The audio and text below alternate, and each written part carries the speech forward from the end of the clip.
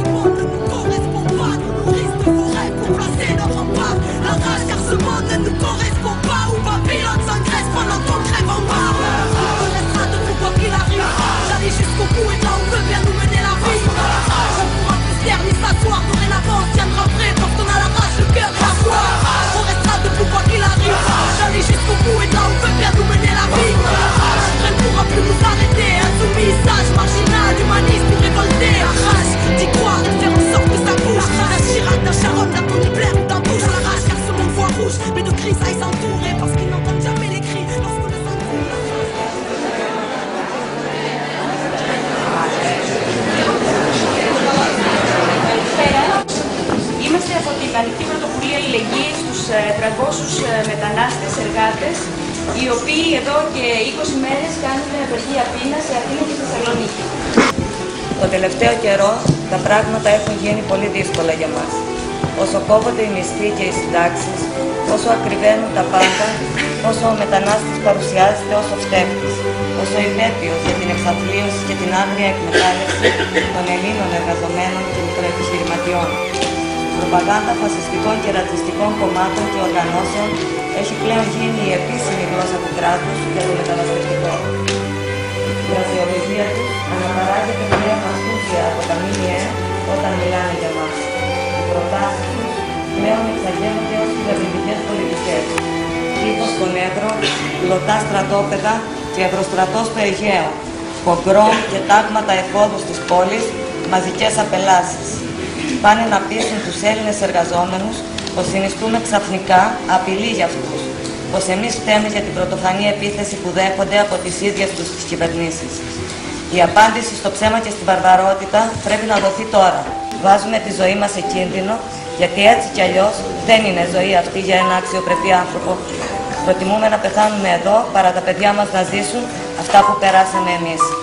Το κείμενο είναι από τη Συνέλευση των Μεταναστών.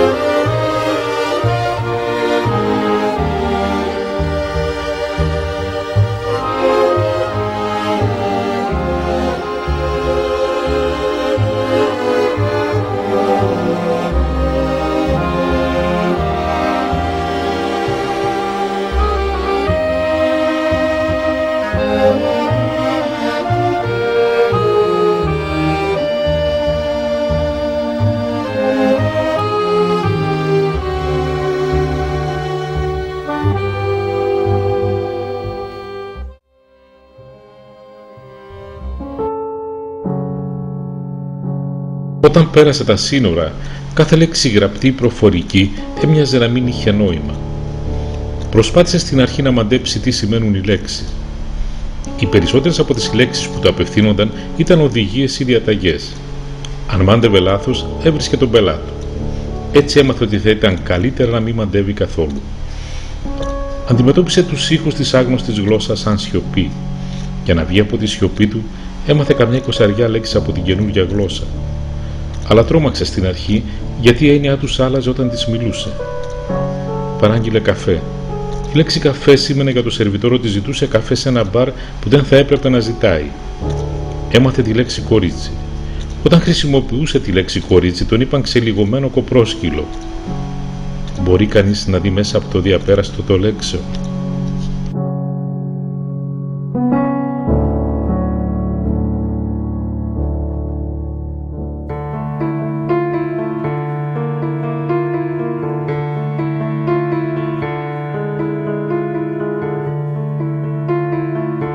Πρόταγμά μας είναι η αλληλεγγύη. Δεν είμαστε φιλάνθρωποι. Η σχέση που εγκαθιστά ο φιλάνθρωπος με τον άλλον είναι σχέση ανισότιμη, σχέση μεταξύ ανώτερου και κατώτερου. Η έννοια της αλληλεγγύης που έρχεται από το βάθος της ιστορίας του κοινωνικού και από το βάθος της προσωπικής μας ιστορίας, μέσα από τη σχέση μας με τους σημαντικούς άλλους της ζωής μας, είναι ανοιχτή σε μια απειρία εκδοχών, όπως κάθε έννοια που αποτελεί πολύτιμη παρακαταθήκη της επιθυμίας που κινεί την ανθρωπότητα. Η αλληλεγγύη έρχεται με τον συγκινησιακό και ενοιολογικό της πλούτο να μας στηρίξει και να μας εμπλουτίσει βιωματικά, φαντασιακά και συνειδησιακά, επιτρέποντάς μας ένα άνοιγμα στη θέση ενός νέου τύπου σχέσεων και μιας νέας κοινωνίας. Αυτό το άνοιγμα είναι το διακύβευμα του κοινωνικού ιατρείου αλληλεγγύης στο άμεσο μέλλον.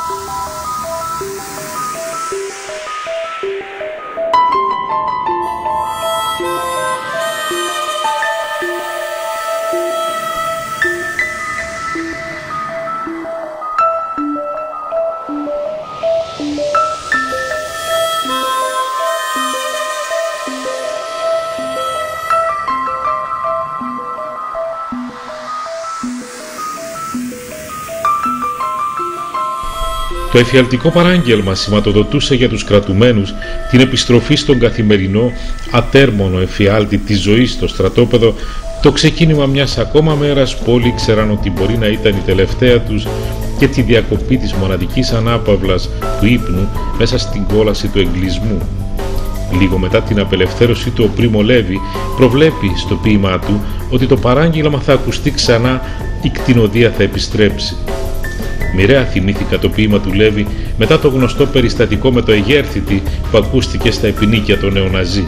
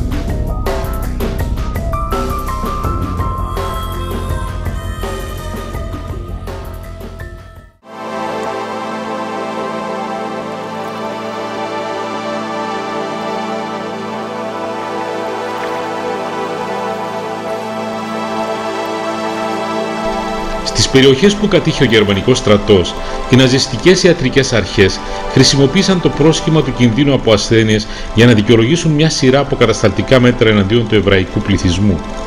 Μια από τις πιο κτηνώδεις μορφές διωγμού υπό το πρόσχημα της υγιεινής ήταν ο εγκλεισμός των Εβραίων στα γκέτο. Η ίδρυση του γκέτο του Λότζ, για παράδειγμα, δικαιολογήθηκε βάσει το τι ήταν αναγκαίο για την προστασία από τους κινδύνους επιδημικών ασθενειών.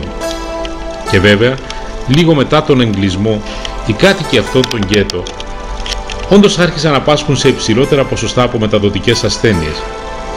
Αυτές οι εξάρσεις ασθενειών επέτρεπαν στους ναζί φιλοσόφους της ιατρικής να δικαιολογούν τη συνεχιζόμενη συγκέντρωση των Εβραίων με όρους ιατρικής καραντίνας.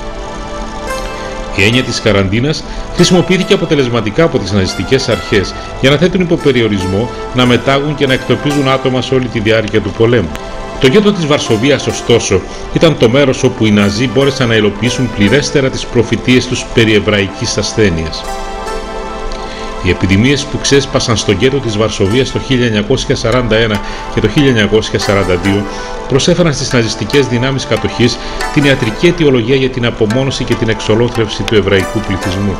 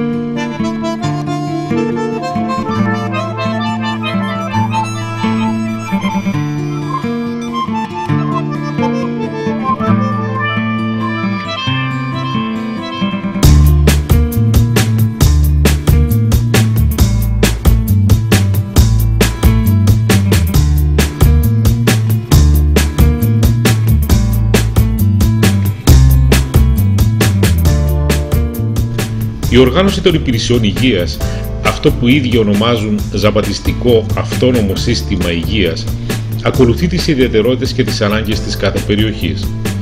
Έχει δημιουργηθεί έτσι ένα δίκτυο προαγωγής της υγείας που έχει καταφέρει να δώσει ζωή εκεί που άλλοτε κυριαρχούσε ο θάνατος.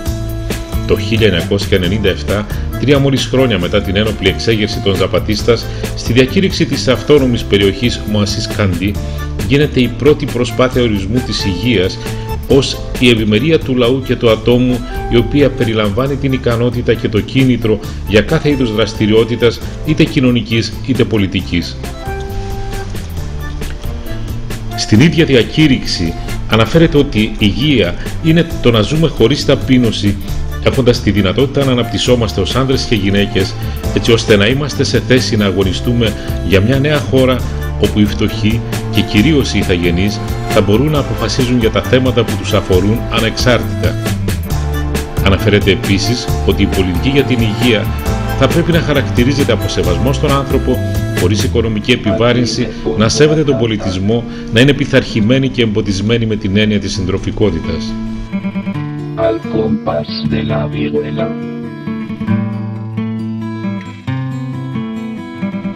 que al hombre que lo desvela,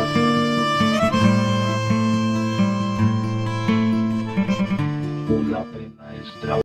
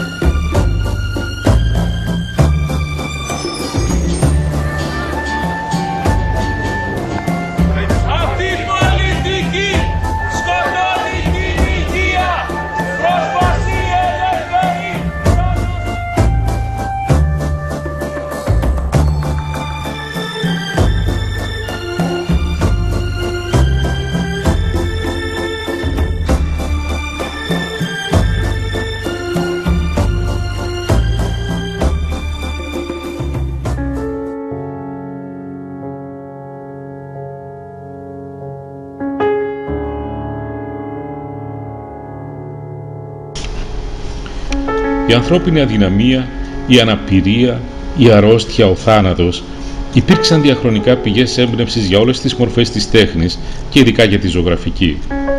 Ο ζωγράφος κινείται με αφετηρία την επιστήμη και καταλήγει με προορισμό την τέχνη, καθώς απεγκλωβίζεται από το σάρκινο περίβλημα της ιατρικής και περιπλανέται στη μαγεία της καλλιτεχνικής δημιουργίας. Εκφράζει συναισθήματα, διεισδύει στα άδυτα της ανθρώπινης φύσης, αποτυπώνει εικόνες που περνούν ασχολίαστες στο ασυνείδητό του, φωτίζει σκοτεινές πλευρές του ανθρώπινου είναι. Όμως εδώ γεννιέται μια παραδοξότητα και ένα ερώτημα. Γιατί ο καλλιτέχνης κατορθώνει να δίνει μορφή σε κάτι ανάρμοστο αλλά και αδιαμφισβήτητο, την ομορφιά της ασθένειας, του πόνου, του θανάτου? Στα περισσότερα έργα με αυτή τη θεματική, οι φιγούρες σε σκοτεινό ή φωτεινό φόντο ζουν στη σιωπή σχεδόν πάντα και βρίσκονται, καλύτερα κινούνται, σε ένα συναισθηματικό κόσμο όπου ο πόνος και η αγωνία είναι τα κυρίαρχα συναισθήματα. Οι εκφράσεις είναι φορτισμένες συναισθηματικά και αγγίζουν άμεσα τον παρατηρητή, έτσι ώστε να ενεργοποιείται η διαλεκτική σχέση μαζί του. Αυτή η διαλεκτική, που αποτελεί το στόχο κάθε καλλιτέχνη, πιστεύω πως έρει την παραδοξότητα της ομορφιάς της αρρώστιας, του πόνου, του θανάτου που επισημάθηκε παραπάνω.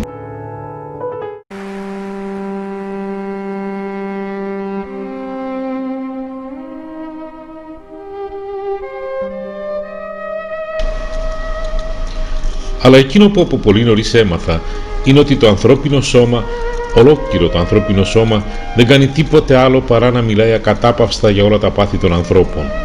Δεν έχεις παρά να το δεις. Αργότερα, οι ιατρικές εικόνες πλάτιναν αυτή την όραση, την έκαναν πιο βαθιά, πιο δραματική. Χρωστάω σαν συγγραφέας πάρα πολλά στην ιατρική. Δεν χρωστάω τίποτε στην ψυχιατρική. Απλά σαν γιατρός, να βλέπω τους συγγενείς των αρρώστων να συνοστίζονται στους διαδρόμους των νοσοκομείων, μπροστά στα κλειστά θηρορεία των νοσοκομείων, να τριγυρίζουν τα κρεβάτια των αρρώστων τους, να παραστέκονται, να βλέπω το ίδιο το σώμα του αρρώστου. Πολλά μου έμαθαν όλα αυτά τα λόγια και όλα αυτά τα σώματα, γιατί η ιατρική σχέση είναι το ίδιο έντονη, το ίδιο αποκαλυπτική, με όλες τις σημασίες της λέξης, το ίδιο διαπεραστική όσο και η ερωτική σχέση. Είμαι καλά. Πάω στο καφενείο 9 και 4. Βγάζω το σκυλάκι νωρίτερα, 7 και 20. Κάνω το πρόγραμμα στην εντέλεια. Στο καφενείο είμαι πάντα μόνη. Στο σπίτι έχω βγάλει το τηλέφωνο από την πρίζα. Δεν μπορεί να με πάρει κανείς. Το πρωί δεν κοιτάζομαι στον καθρέφτη ποτέ. Ο ήλιος δει στις 9 το βράδυ. Από τις 3 το απόγευμα ανάβω όλα τα φώτα στο σπίτι. Στο βίντεο βλέπω μόνο θρίλερ και ταινίες φρίκης. Τα κοινωνικά δεν τα θέλω, γιατί έχουν μέσα αγάπη. Ο γιατρός λέει ότι πάω καλά. Είμαι πολύ ευχαριστημένη. Σκέφτομαι να αυτοκτονήσω. Αλλά τι θα γίνει με το πρόγραμμα? Αν αυτοκτονήσω ας πούμε 7 με 8, τι θα κάνω 8 με 9? Πρέπει να ρωτήσω τον γιατρό μου.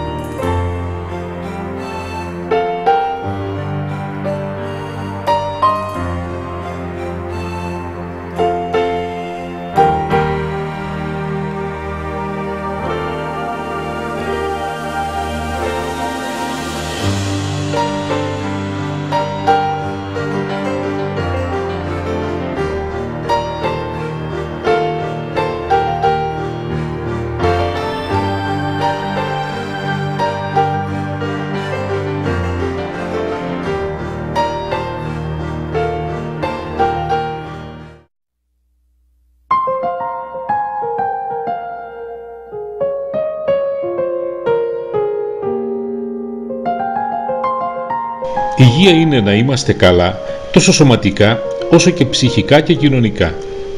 Η ιδανική ισορροπία μεταξύ αυτών των διαστάσεων συνθέτει την ολιστική προσέγγιση της υγείας, η οποία με τη σειρά της καθορίζει τη στρατηγική αντιμετώπιση της υγείας από μια ανθρώπινη κοινωνία. Συγκεκριμένα, η προσέγγιση αυτή επιβάλλει την αναγκαιότητα προάσπισης της υγείας ως αγαθού και κοινωνικού δικαιώματος με συγκεκριμένες πολιτικές αντιμετώπισης των βλαπτικών για την υγεία παραγόντων.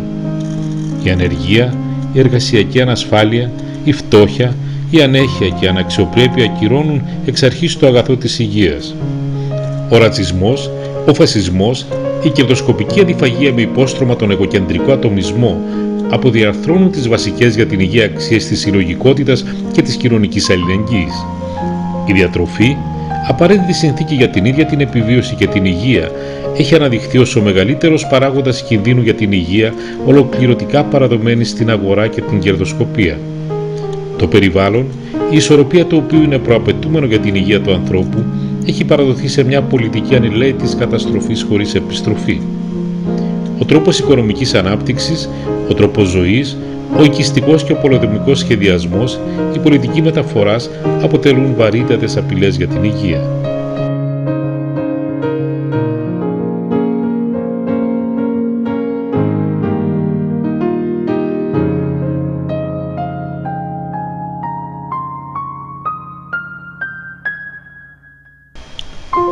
Στη θέση του αγόμενου και φερόμενου από την κερδοσκοπία καταναλωτή υπηρεσιών υγείας, βλέπουμε τη γειτονιά, το σχολείο, τους εργαζόμενους να εμπλέκονται ενεργητικά και με κρίσεις στις τοπικές ομάδες πρωτοβάθμιας φροντίδας υγείας και να αντιμετωπίζουν συλλογικά τα προβλήματα υγείας της περιοχής τους. Στη θέση του ιατροκεντρικού σχεδιασμού βλέπουμε την επιστημονική ομάδα υγείας που εργάζεται συλλογικά με βασικές αξίες την κοινωνική αλληλεγγύη και την επιστημονική επάρκεια. Αυτό είναι το ρεαλιστικό μας όραμα προς την ουτοπία και γι' αυτό πολεμάμε να το εφαρμόσουμε.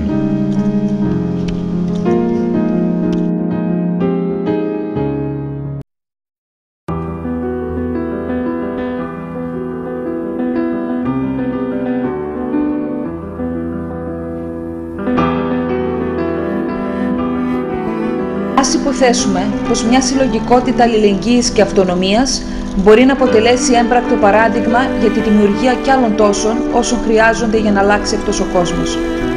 Ας υποθέσουμε πως μπορούμε όλοι μαζί, εμείς και άλλοι, να βγούμε στους δρόμους, στα νοσοκομεία, για να διεκδικήσουμε το δικαίωμα στην υγεία, τα δημόσια αγαθά, να διεκδικήσουμε με ευθύνη τα ανθρώπινα δικαιώματα. Ένας τόπος χρειάζεται για να τολμήσουμε να υποθέσουμε πως μπορεί να αλλάξει ο κόσμος. Ένας τόπος χρειάζεται για να υποθέσουμε πως δεν έχουμε φτάσει από 100 δρόμους τα όρια της υγής. Ένας τόπος από που μπορούμε ολόκληροι να σταθούμε, καταφέροντας ρήγματα στην εμπειρία σιωπής του κόσμου, καταλύοντας αυτή τη σιωπή. Αυτός ο τόπος για μας αυτή τη συγκυρία είναι το υποσυνεχή διαμόρφωση κοινωνικό ιατρείο αλληλεγγύης. Αυτός ο τόπος είναι εκεί όπου το κοινωνικό ιατρείο αλληλεγγύης συμβαίνει. Στο ιατρείο, στη συνέλευση, στους αγώνες, στο δημόσιο χώρο. Ένας χώρος αλληλεγγύης και ανατροπής, δηλαδή ένας τόπος όπου οι άνθρωποι πιστεύουν στη δυνατότητα. Καλή αντάμωση.